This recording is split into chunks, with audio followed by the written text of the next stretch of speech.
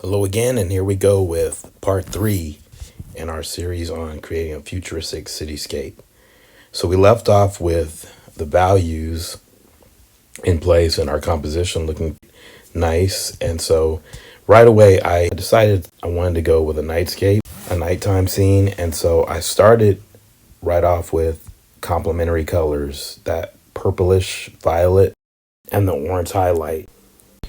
So just thinking about the colors that we've chosen so far, we want to think about this really comes from what your story is. And in this particular piece, I have to admit, I started coming up with the story as I was designing it. Usually you have a script or some type of written treatment before you start the artwork. But I knew that I wanted this to be like a common metropolitan, very busy street scene, much like you would see in New York, Manhattan area, or Chicago, something like that. And so I wanted to give it this mysterious, moody feel.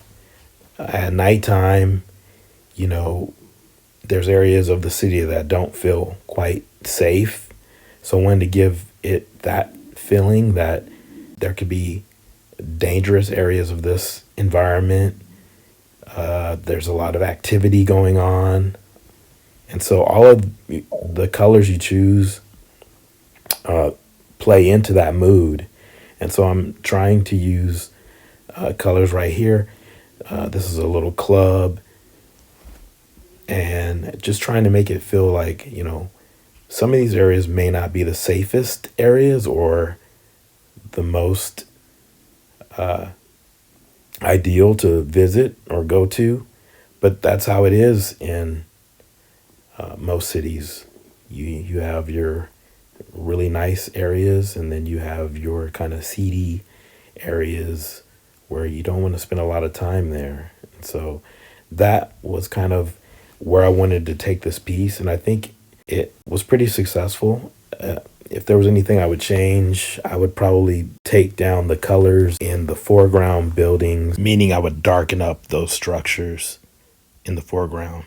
Again, to force the viewer's eye to my main objective in the piece, the focal point. So in this exercise, we were able to use color to establish the mood that we wanted: a nighttime, kind of moody, exciting, active environment, which I think we were able to achieve. And I hope you liked this video. If so, as always, please give me that thumbs up and please subscribe. Thank you for watching.